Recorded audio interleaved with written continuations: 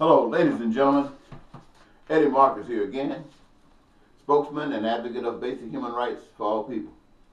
You know, it has been said about me that my studying and doing research on the internet about the evils of the world is the reason that I can't sleep at night. But to those who say that, I have to respond in my own thoughts that to see them walking around in the daytime with their eyes wide open and their minds dead asleep, and this is reflected in the fact that they care, obviously, about doing nothing about the evils of the world. I made a couple of notes here, ladies and gentlemen, I wanted to share with you. It says that those with means, the aristocracy, these will never submit to justice and righteousness. They will, or they were trying, and they were willing to move against justice and still are. They have determined in their own minds that they are deserving, and they call themselves royalty. They are willing to see every human dead that resists this conclusion. And this with the support of all that benefit from this system. You have been asked to purge yourselves of the false system that have been taught to you and that you have learned since you've been on this earth.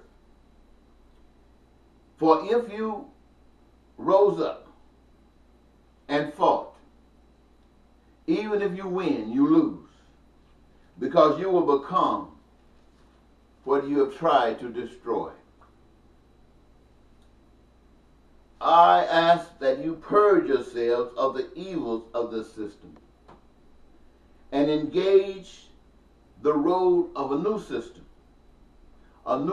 of life. There will be remnants of the old that will still be clinging on, trying to return back to the old ways. Only the truth, my friends, can defeat this enemy. In conjunction with the call to end the assault on humanity, it is recommended that advocacy for the new system starts now. It is recommended that rather than going out just looking for jobs, that you start advocating that jobs be made available to everybody. Rather than just trying to get access to education and health care, start today recognizing and advocating for these benefits for every human on earth.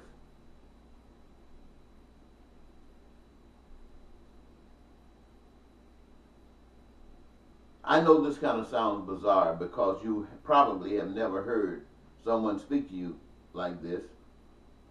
And for some strange reason other than just your education, you don't not only believe that it can happen, you don't believe that it should happen. And this is because of what we have been and how we have been taught since we have been alive. But if we want peace and prosperity, which we have never as a nation, as a people of the earth, ever received, if we got any kind of smarts, we'll have to recognize that something has got to give, and it can't be what we have been depending on all along. It has to be brand new, something brand new. And it's going to have to come about by people who have not had their hands directly in the status quo. And that's going to mean those of you who are suffering today. You would think that the people who have set aside themselves, sanctified themselves to say they are representatives and spokesmen of Almighty God, that every last one of them will advocate for this, because it is them who teach everybody else to pray that thy will be done on earth as it is in heaven. Now, ladies and gentlemen, it seems that every time I speak to you, regardless of the subject matter, I find myself coming back to this part of it. And I cannot stay away from it because it is part of the solution. And I'm asking all of those of you who are in social media, first of all, I want to thank you for the works that you're doing. It is very good work. You are not only mentioning the things that's happening in the world, you are doing research and explaining in detail what brings it about, what is actually going on, and what perhaps needs to be done. For this, as spokesman for heaven and all the people, I want to thank you. But I also want to implore you that you, in the future, beginning now, not only identify these problems, but at the same time give thought to solutions to these problems. And start advocating for those solutions. Start speaking out about those solutions so that all of us who watch you can see what we are all thinking when it comes down to solutions. And we, as we make these things known, can engage ourselves as they are available to us. So we don't just want to be a town crier saying what's going on. We want to be a solution to the problem. So I'm asking you, I'm begging you. I know there should not be a hard decision that this I know you want, because you're saying it in the effort that you make.